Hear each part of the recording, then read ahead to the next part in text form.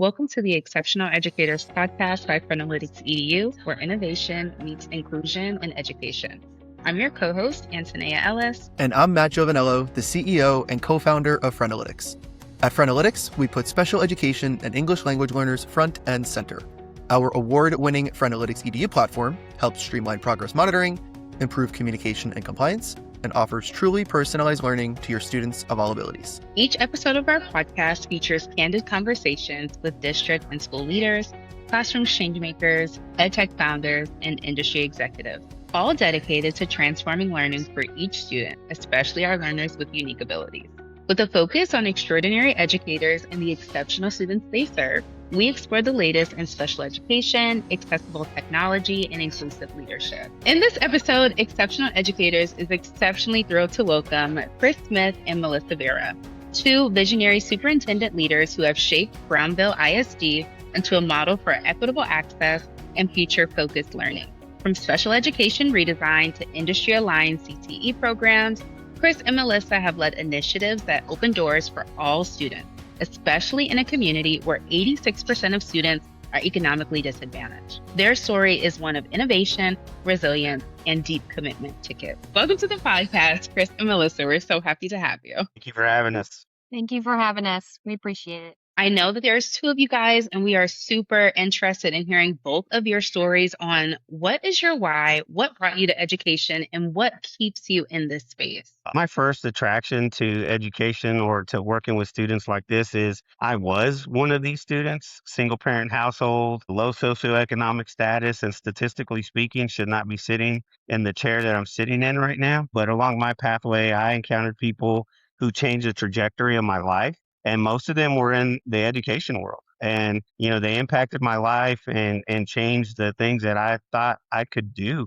They changed my efficacy from what I thought were, good jobs. And they obviously were good jobs to, man, maybe I can do a little bit more. Maybe I can do more and impact more lives. And so that experience, when I had the opportunity in college to do some things, I thought I was going to teach for a couple of years just to establish my family and, that kind of stuff. And this is year 28 for me. So, it's been a while. So Here you are many, many decades later. I love it. Thank you, Chris. Melissa, we'd love to hear from you on your why. And it's interesting that you say that about your why, but my why is mainly about students and the difference that I can make in the lives of kids through leaders and teachers. I guess most recently I attended a funeral, and during that time, it was very apparent that this person made a huge difference in the community and in the lives of the kids that she helped and dealt with. And that was something it really stuck with me, because I thought, when my time comes, if people, community members, kids can say, you know what, I remember when she did this, or even teachers, I remember when when Miss Vera did this for me, or she showed me this, or she cared enough to listen. Those are things that are important to me, and are kind of my why for what I do. I love that. It's so introspective. And I think it makes you take pause and maybe second guess or reflect on the work that you do and the time that you spend in this life each and every day. And it's like, am I leaving this world better than the way I found it? And you both have resounding yeses to that, which just must be so heartening and keeps you going, especially when days are really hard, because your jobs are not easy. The needs of students are never ending. They're only growing. But to know that you're impacting your communities so significantly, I hope that you take the time to remind yourself of that on a regular basis. And a sad moment like that can actually turn into a really sweet one. So I'm glad you shared that story, Melissa. And Chris, I mean, you're not only talking the talk, but you're walking the walk. Like, you are a living, breathing example of going against the odds of growing up in a low-income community where potential was not kind of just dangled right in front of you, and you're really to work for it. Those are amazing whys. I'm really, really grateful and appreciative that you both shared that with us. I have a question for you based off of both of your whys. It has to start with your graduation rates. You have record high graduation rates across the district, and it's no surprise that you've been able to achieve that through the work that you've done. But what were some of those biggest systemic changes across your district over the past couple of decades since you've been there? especially in the wake of high economic need that led you to that 99.2% graduation rate in recent years? What's your secret? Well, I think honestly, we talk about this when we look back at where we started, because like you said, Matt, sometimes we have to look back and reflect on the victories that we have had, because sometimes obstacles get in our way and we're like, man, this is so hard. But we just keep going because we've come so far, we can't even see where we started in our rearview mirror.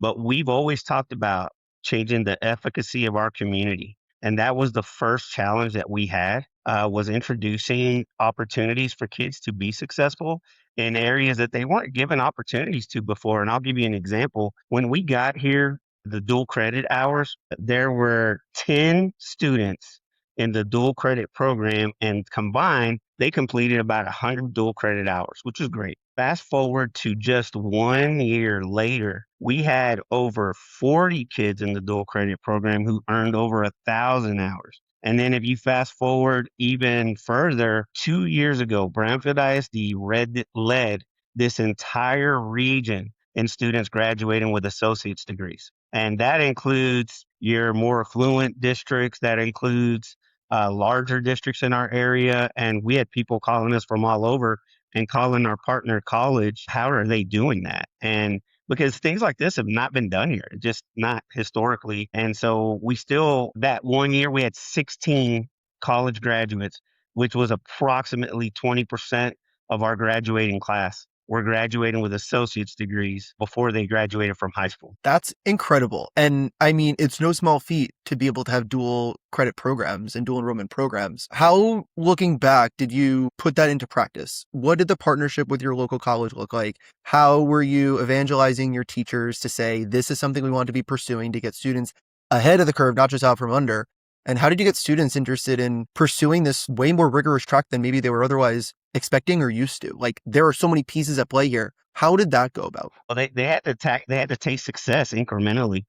It wasn't going to happen overnight. First thing we had to do was get them to. In Texas, we have the TS. It used to be called the TSI, Texas Success Initiative exam, where it was your entry into junior college, and we're 20 minutes away from South Plains College, which is a large junior college system in our area, serves most of the region. And we started introducing our students to incremental success. And as they started passing the TSI and taking this class and passing, and we had supports put in place where we had staff members dedicated, like, your job is to help these kids. And what that means is prioritize a calendar, get their homework turned in, because a lot of, like, if you look at it statistically, first generation students, low socioeconomic, whatever you want to make that correlation to, one of the reasons that they fail in college in their first year is the ability to stay organized, stay scheduled, and stay on task, especially when there's no teacher right there with you saying, do your homework, do your homework, do your homework.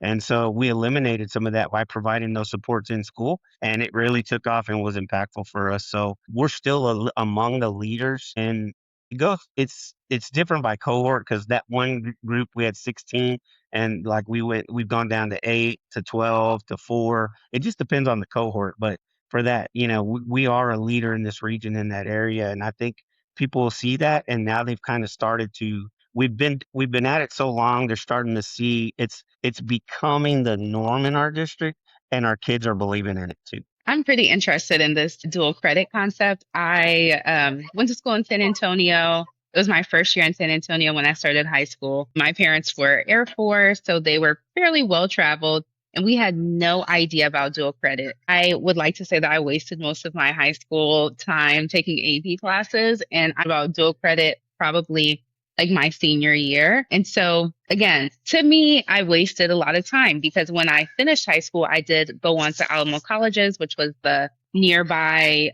area of obtaining your associate's degree. So I still took that same track. And I just always think about how much time I would have saved if my parents were well informed of the other opportunities that schools or just schools in Texas offer in general. So what are a few things that you're doing to keep your parents informed or to get them on board with getting their kids engaged and going the extra mile with these things that could eventually set them apart or ahead of, their peers? That's an interesting question for us. I will say this, one of the things that we've discovered here is our parents want the best for their kids. They want their kids to be successful. they don't know how to help them because they came in a system where this culture didn't exist. So if they graduated in the last 10 years and beyond, Brownfield didn't have these opportunities. And so they're not familiar with them. They don't know how to help their kids. And so honestly, they depend on us to be advocates for their kids. And our parents want good things for their kids. We don't have a lot of political influence from parents here. And that's a good thing, bad thing. It just depends on what perspective you are looking at it through. For us, we realize that we have to take the role of advisor and guidance, obviously in collaboration with the parents, and the parents will support what we're doing. But in a lot of circumstances, our parents don't know how to guide their kids. And so we have to generate the relationships with the parents to get them to trust us to help direct their kids. And that's so the relationship is more that way than it's kind of an advising support system in place. And that's what we realize we have to do to be successful in our district. That may vary, that does vary from district to district, but that is our dynamic for sure. Chris, I think towards the beginning, before we started recording, you were telling us about your long tenure along with Melissa at Brownfield and also in districts prior. I imagine when you first both entered Brownfield that the culture was a little bit different than it looks like right now, especially in relation to getting parent buy-in and trust. How has leadership of the district been shifting expectations and innovation and morale over the years to get to this really positive point? Because I know it wasn't always that way. What did that look like, that transformation? It wasn't always this way at all. I think in the beginning, the biggest part was earning the community's trust, parents' trust, students' trust. I think a biggest part, our students are very loyal. I mean, they are extremely loyal. So if you establish that trust with students, they're pretty resilient and there's nothing they won't do for you. In the beginning, that was a huge thing we saw district wide was that there were very low expectations of our kids Absolutely. because of their backgrounds. So making excuses for reasons why they couldn't or didn't do the things that they had the potential to do was a huge first step in making sure that we weren't establishing an additional crutch for students where we were continuing to hold them to high expectations and pushing them um, further than they had ever been pushed before. And our positive presence on social media really shifted because there had been such a lack of success here, high teacher turnover. Our first year there was 60% turnover and on the staff, and that was not an anomaly, that was the norm. And so that contributed to part of the problem, and we progressed to the point where our retention rate is like 85%. And in this teacher climate where so many people are leaving or getting out of the business, we've been able to keep ours. And that 15%, maybe they get married, they move away, then you have your retirement. Like you're never going to be 100%, but to be 85% in this climate, it's amazing. The parents and the community have become our biggest champions. When somebody will say something on social media negative about us that's used to go unanswered, people in the community are jumping in and say, that's not true. That's not true. That's not true. And so over time, it has really changed. We have a logo. Our logo is a C logo, and we added CS Rise. That was one of our first things that we did, and it's kind of become a model. It's gotten to the point now where it is the rallying call. It's what they say on announcements, and CS Rise, and our kids know what that means because it means that it's an interview question that we have. What does the CS Rise mentality mean to you? Miss Vera brought that into the interview process, and listening to people answer that question, it's really powerful because it's a logo, but it's a rallying cry. It's something that's powerful and meaningful.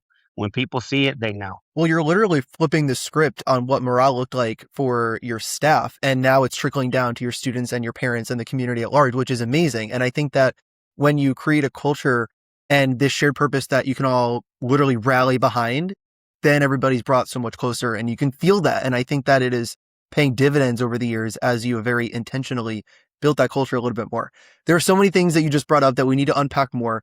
The first thing I want to get into, though, is your higher than typical disadvantaged student rate. And the unfortunate reality, as I'm sure you both know, is that students classified for special education services go hand in hand with economically disadvantaged populations. We know you work with a relatively large special ed population, given your size of about 1,600 students and growing. How are you maintaining equity there? How are you keeping expectations high, to use your word, Melissa? And how are you better servicing the students and those needs as they continue to get more expansive and complex? I think the biggest thing is holding kids to high expectations. I think that's the biggest thing because the higher you set that, kids are going to attempt to achieve that. They may not get there, but it's ensuring that students are continuously growing, and that's huge for us.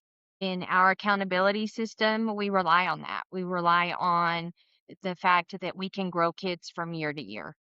And and that's not easy.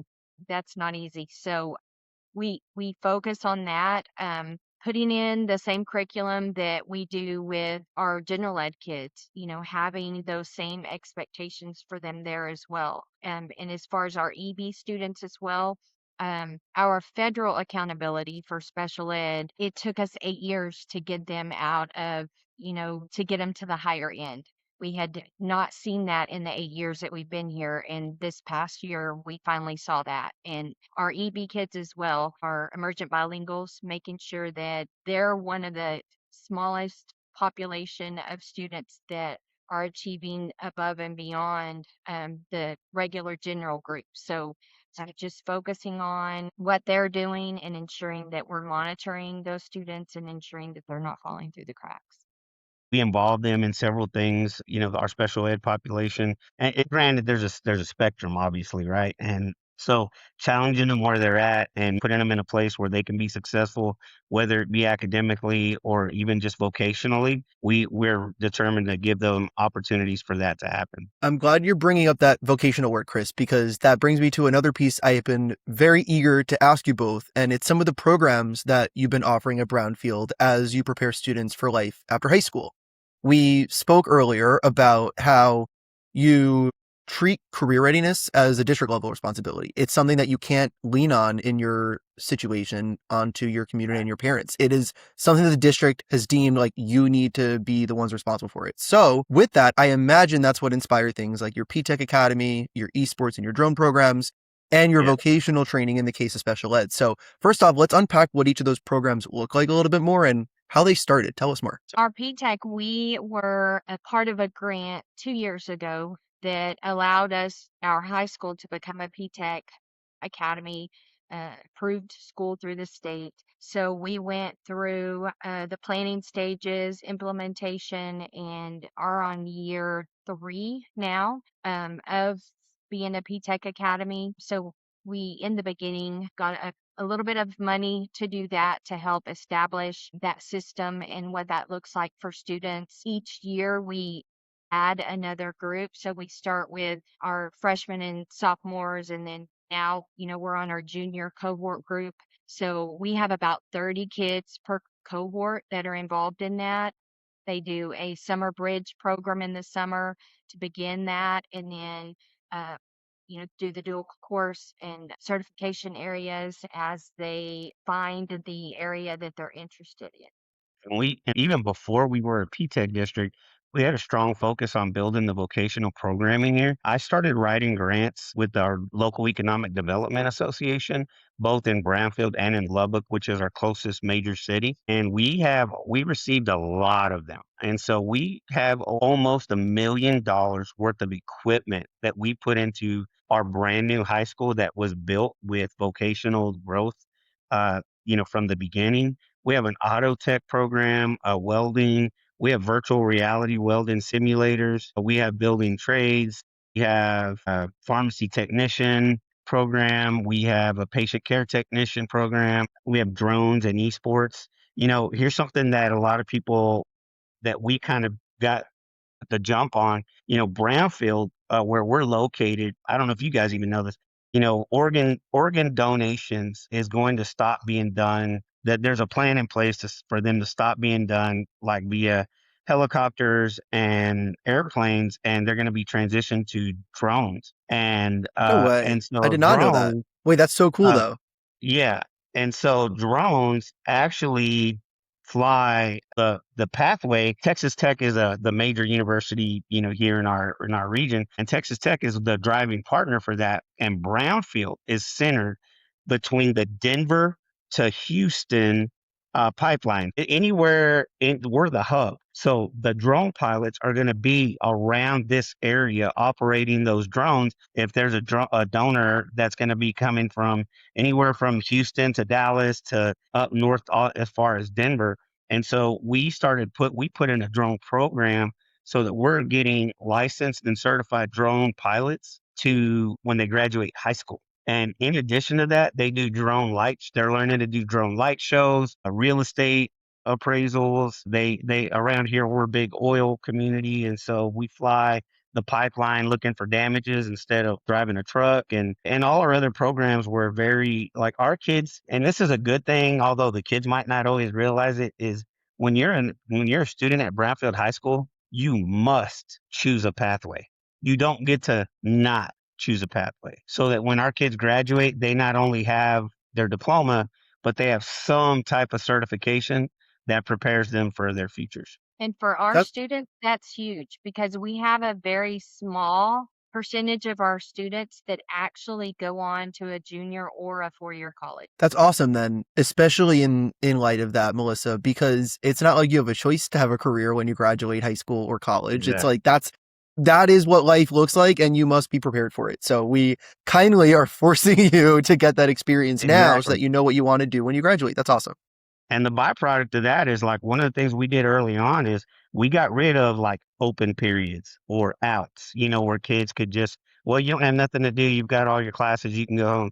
No, you can go get an ASE certification and be a mechanic. I mean, that's like we did those things with intentionality. It wasn't to ruin a kid's day. Man, my brother who graduated 10 years ago only went to school half day, but we don't do that here. We make sure you're ready for the world beyond. Well, I think going back to your why also, Chris, if you as the leaders of your district instill this philosophy of we believe in you and we see your potential, then that should trickle down to students as well. And they will start to drink the Kool-Aid, so to speak, and believe that as well. But if you're sending a signal of the opposite of like, use your half a day and go do whatever you want, go kick rocks, like they Yeah. will also feel that and lose that motivation because they don't see the potential as a result of their own educators not seeing potential. So I think that's a really positive message that you're sending, especially in light of the very diverse populations that you're working with and the challenges that come with them. We even have a teacher program for our kids who want to be teachers because one of the things that's contributed to our grow your own, to our retention rate is a grow your own concept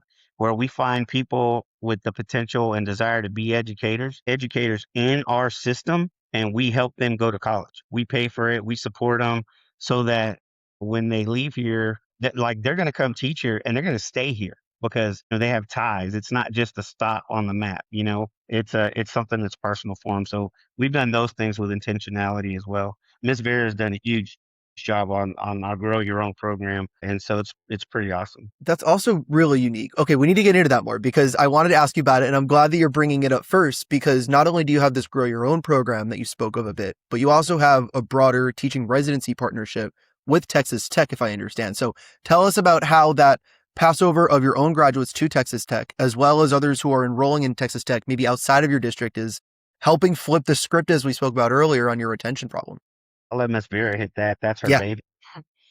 We talk about, looking at the staff within our community, within the school system already that has the potential to be in, whether it be a principalship program, teacher program from our paras, and then looking at our high school students that graduate that can graduate with a paraprofessional certification and then just slide into that role. And then we paid for 4 people to attend the same program that does our dual credit. And they go to college, they work during the day, they take classes. If they need assistance during the day to get that done, we give them a little bit of time to do some work if needed. And then it's all paid for them. And then that transitions into the principal prep program through Texas Tech. So once they have their associate's degree and meet those minimum qualifications, that is an 18-month, very fast-paced teacher residency. They are student teachers within the district. So they work 4 days a week as a student teacher. One day they do coursework with the college. I meet with the students once a week, just, working on instructional strategies, things for them to be successful both in the classroom and within their college work. And, we've had probably close to 40 candidates come through the district. We retain about 60% of those. A lot of those are, fresh college students that end up getting married, have babies, stuff right afterwards. So they don't always stay, but that's the plan. We have them sign a memo of understanding with us that they will commit to the district for 2 years. We understand that things happen and that doesn't always work out, but for the most part, most of those candidates do stay within the district and continue on the pathway to earn TIA and things like that. That's a plus for the district as well. So TIA is teacher incentive allotment, and this past year we paid out almost $1 million to our teachers, for their performance and growth on our with students, and that's helped our retention as well. And all of that is due to Miss Vera's vision and support and all her hard work. So we're very fortunate to have that in our district, but that was all the fruits of Miss Vera's vision and labor. She's such a strong leader that basically I just support her, and when she gets her mindset, I support her and just get out of the way. Go run. No, huge Yeah. kudos. That is so, so cool. And today, I don't feel like I've heard of another program at a district quite like this. There's just so many different layers to it. The intentionality, Chris, to use your word, is very apparent. And you're attacking it from all angles. It's like, how do we retain the best of our existing staff? How do we create a pipeline of our own students to become staff one day? And then how do we grow them into these more administrative roles for those who have the drive, and those with maybe a little bit of encouragement will get the drive to lead in those capacities. It's fascinating. It's really, really cool. I need to ask though, logistically, Melissa, how does this work in terms of funding these different initiatives? Are you applying for grants for these? Is this built within your school budget? Are you looking for partnerships outside of the district to help fund some of these degrees and certifications? How does that part work? So for the staff members that we pay for their college courses, that's just local funds that we use. The district has just set it in the budget to utilize funds to pay for that for those staff members, because in the end, it's going to pay off because they're going to be here.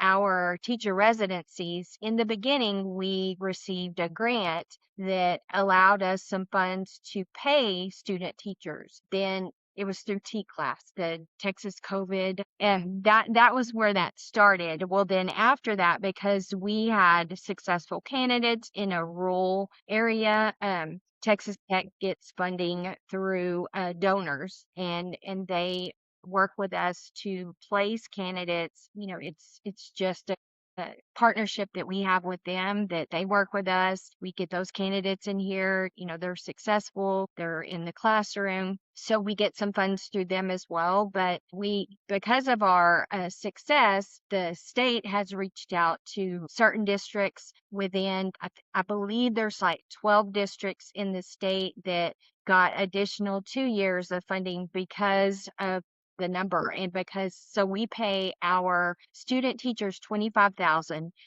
to be in the district, commit to the district for 2 years, and they get paid at the same time. So we offer that support to them. They get to finish their college work and be paid. And traditionally, student teachers didn't get paid. So That's a that big was incentive. absolutely. And we give them bonuses every time we get a chance. And you have to make your district a place people want to be. And when they want to be there, their performance is better, their energy is better, all of it. And so we're pretty big on culture and morale here. And we love Texas Tech is actually, and I'm not just saying this because I'm a Texas Tech alumni, but they really do have a premier teacher preparatory program. And man, the quality that has been injected into our district, we're seeing the benefits of it, because not only are we recruiting teachers, but they're coming in pretty skilled. Which is huge. That's like, Yeah. you can save a year or two plus, through that teacher training when they're student teaching. compared to if you brought them in fresh and you're like, oh boy, we have some work to do. Yeah, absolutely. I just want to say how jelly I am. I mean, so intrigued by just so many of these small changes that you guys have made over the years and how much it has truly impacted. I don't know, I think I graduated from high school about 10 years ago. So I also had the free period or two. And I was working at Chick-fil-A. I had no desire to work at Yeah. Chick-fil-A. But whenever I had my off periods, I was just going to work. Um, it really wasn't giving me much of anything besides like an extra $20 on my check. So to imagine if the high school that I attended kind of, they weren't just worried about dance team and football. They gave us more options of things that we could do to set us apart from our peers who maybe had some more work to do in other classes. I felt lucky at the time to have free periods. But when I hear the opportunities that you're giving your students, they probably don't appreciate it at this time, which I'm sure they don't because they want the free time, but Yeah, they for don't sure. need the free time, and it's hard trying to convince kids that y'all don't need all this free time. You need to be putting your energy into things that's going to make you better and make you different and keep you skilled. So I'm just taken aback, really. I had no idea that there were schools in Texas that were able to make these small changes that have completely changed everything. Even when I was in my teaching, I could not do the teaching residency through UTSA because it wasn't paid. And I was already a mom. And so I was looking for something to where I could get paid.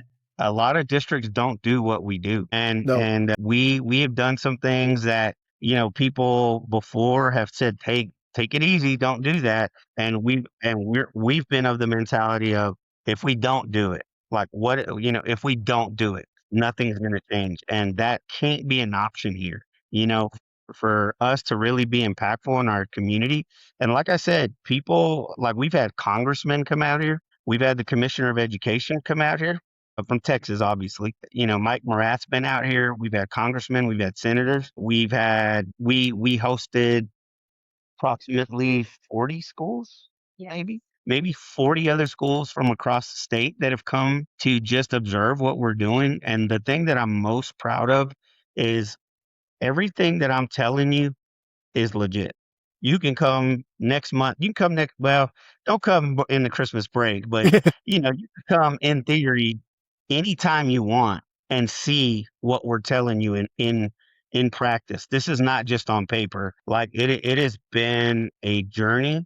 We've had opportunities, and we've both been recruited to go to other districts to go serve as other, superintendents of other districts. And we have just always gotten together and decided to stay because we want to see this through. This is changing culture in a community for a long term, and we definitely didn't want it.